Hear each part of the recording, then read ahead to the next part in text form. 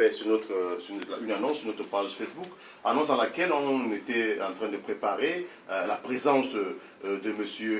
Blaise Mayemba. Finalement, Blaise Mayemba a appelé pour s'excuser. Mais néanmoins, nous avons le bonheur d'accueillir son colistier qui est M. Konaté. Donc bonjour à nouveau M. Konaté. Bonjour. Effectivement, merci d'avoir honoré votre parole. Et naturellement, on continue également à dire merci au pasteur qui est devenu un habitué sur notre plateau. Bon, on a tous ensemble écouté ce petit direct. Alors, est-ce qu'aujourd'hui, après l'avoir écouté, vous pouvez, comme ça, de manière objective, commencer à nous donner la vie que vous avez à chaud? Voilà, rebonjour à toutes et à tous.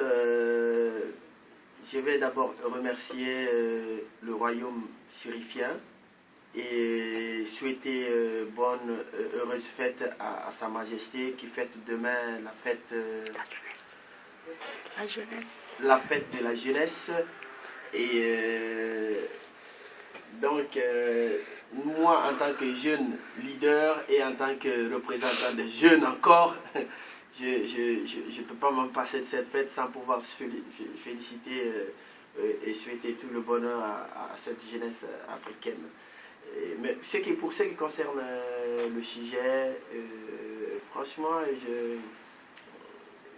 je suis très heureux d'être encore sur ce plateau cet après-midi, ce matin, grâce à M. Franck Nama, qui, depuis l'initiative de cette radio communautaire et panafricaine, nous permet de nous exprimer sur les différents sujets qui se passent ici dans la migration et aussi en Afrique subsaharienne là-bas. Donc, d'après ce que je viens d'entendre, ça s'est passé en ma présence ce jour-là et vraiment jusqu'ici je ne m'en remets pas. Je suis vraiment écœuré, j'étais l'un de ceux qui se sont opposés. D'ailleurs, le second protagoniste était moi dans mes mains, tout seul. Je le tenais, il se débattait, mais je le tenais, je suis allé jusqu'à le coller au mur, pendant que le second se détachait avec une chaise pour pouvoir écraser la tête de l'autre. Donc, on se disait que nous sommes maintenant en pleine guerre civile, ou en pleine guerre fratricide, quelque chose comme ça, et c'était inimaginable, et c'était vraiment, disons, c'était... les mots même me manquent pour exprimer ce qui s'est passé. C'était vraiment de l'animosité. C'était d'une violence inouïe, mon frère, monsieur Franck.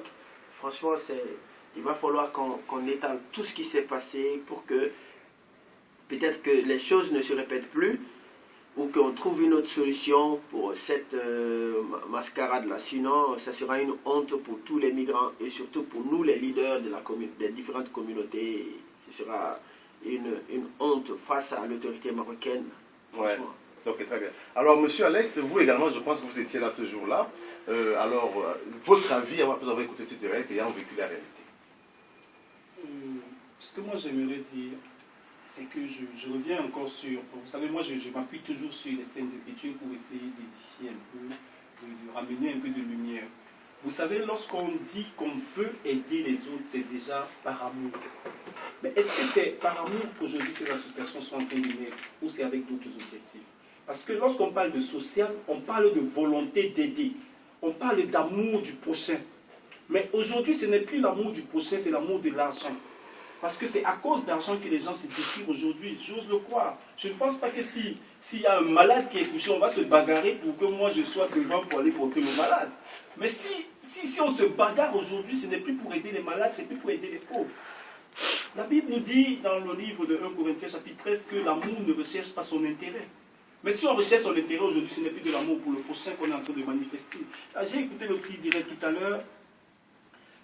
Je crois qu'aujourd'hui on devrait reprocher un certain nombre de choses au Parlement. Par exemple, est-ce qu'en finançant ces projets-là, ils ont donné des conditions préalables? Parce que s'il n'y a pas de conditions établies, chacun va faire ce qu'il veut. Si on vous dit on vous remet de l'argent, c'est comme l'a dit tout à l'heure notre frère Franck Nama dans son tir direct, c'est pour jeter, c'est pour créer une jungle au milieu des subsahariens. Si on dépose de l'argent sans poser de conditions, est-ce qu'il y a des conditions qui ont été établies au préalable? On ne le sait pas. Est-ce que cette plateforme, ces leaders associatifs qui sont autour d'une plateforme ont suivi une formation sur le fonctionnement d'une plateforme? On ne le sait pas. Est-ce qu'ils savent véritablement le rôle d'une plateforme au sein d'une communauté? On ne sait pas. Est-ce qu'ils sont vraiment en train de suivre les objectifs qui se sont établis? On ne le sait pas. Aujourd'hui, chacun a les yeux rivés sur son intérêt propre. Moi, je pense qu'il n'y a plus d'amour entre nous. Le véritable problème au milieu de nous, c'est qu'on est regroupés comme une bande de lions dans une jungle, chacun cherchant quel animal dévorer pour se sentir mieux que les autres. Il faudrait qu'on sorte de là. Vraiment, il faudrait qu'on sorte de là, qu'on revienne dans la logique véritable. Parce que lorsque deux leaders associatifs vont se lever dans une assemblée pour se bagarrer, on n'est pas ici dans une affaire politique. Je pense que les associations sont premièrement apolitiques. J'ose le croire. Ouais. Donc, quand on parle déjà d'apolitique et but non lucratif, ça veut dire qu'on ne veut rien gagner, on ne veut pas se faire remarquer, mais on veut aider ceux qui souffrent. J'ose croire que si on revient dans cette logique, il y a beaucoup de choses qui vont changer. Mais tant qu'on demeure dans une logique où on veut politiser les associations, je crois qu'on verra pire que ça. Bon, mais quand même, sur la question de la politisation, je ne sais pas trop si on peut parler de politique, parce que la politique, de manière générale, c'est le principe même de l'association. Parce que l'association, effectivement, c'est le regroupement des hommes. Et par le fait qu'on regroupe les hommes, dont on les gère. Et il faut s'auto-gérer, il faut s'auto-organiser. Et donc, même la question du leadership également va se poser. Ce qui dit qu'à un moment, il faudra qu'il y ait un leader. Ce qui est logique. Mais quand maintenant, alors, on parle de plateforme, c'est qu'il y aura donc alors un regroupement de plusieurs associations. Mais le souci, c'est quand quelques-unes ne sont déjà pas bien organisées au sein d'elles-mêmes. Parce que n'étant pas bien organisé au sein de toi-même, c'est difficile que tu viennes t'organiser au sein d'un groupe qui a besoin d'une certaine expertise pour se mettre sur pied. Alors, M. Konaté, aujourd'hui, est-ce qu'on peut dire que la plateforme des migrants a l'expertise nécessaire pour pouvoir s'autogérer?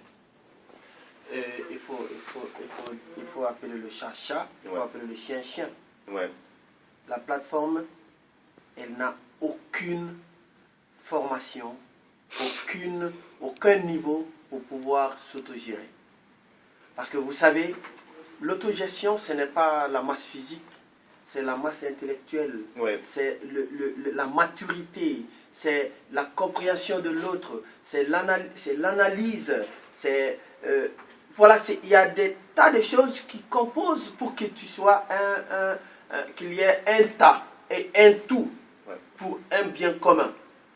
Mais malheureusement, vous imaginez, la plateforme a commencé au niveau de l'arrêt mini-parc. Vous vous souvenez? Tout à fait, tout à fait. Puis, c'était ici, au centre culturel, au CCA. Oui. Puis, elle s'est retrouvée du côté de Doualcora. Oui. Au sein du CNDH. Puis à l'ODT. Et en fin de compte, c'est les chaises qui pilulent comme le soleil, la pluie. Oui. Ça, vous voyez tous ces itinéraires là. Cela signifie déjà que il y a l'incompréhension, il n'y a pas de maturité et il y a un projet de cooptation. Absolument, et de copinage qui est là, qui crée des clans et des fragments au sein de la plateforme qui fait que les idées ne se rejoignent pas. Lorsque quelqu'un est là et il dit cette idée, l'autre ne veut pas adhérer. Tout simplement, ce n'est pas parce que c'est une mauvaise idée, mais c'est parce que c'est quelqu'un qui n'est pas de même obédience que moi. Oui, et l'obédience, ça veut dire quoi? C'est donc quelqu'un qui, lui, il est attaché à notre système. Exact, et donc, du coup, l'autre n'est pas dans ce système. Tout à fait, oui. C'est tout. Et c'est ce qui fait que, voilà, c'est le résultat qui est tombé aujourd'hui. De telle sorte que, moi, lorsque ce projet-là est arrivé, j'étais très content. Puis j'ai analysé. La seule personne qui peut me témoigner aujourd'hui, c'est M. Franck Yanga. Je lui ai dit, tu sais, cette plateforme-là, nous l'avons commencée. En ce moment-là, je ne partais pas, c'était seulement eux, Mme Hélène et autres qui nous représentaient. Et M. Blaise Yanga, malheureusement, il n'est pas là. Oui. C'était les premiers qui venaient à la plateforme. Ils venaient au compte de Dikoma, bien sûr. Tout à fait. De la diaspora congolaise. Malheureusement, je leur ai dit qu'il n'y aura pas d'avenir parce que les gens ont tendance à s'imposer sur les autres, alors que ici, ça devait être un débat d'idées. Oui. Ça devrait être un débat d'idées. Si ce n'est pas bon, alors on va voter. La majorité remporte et tout le monde se rallie. Tout à fait. Car dès que la majorité vote, et puis on se rallie, et puis c'est fini.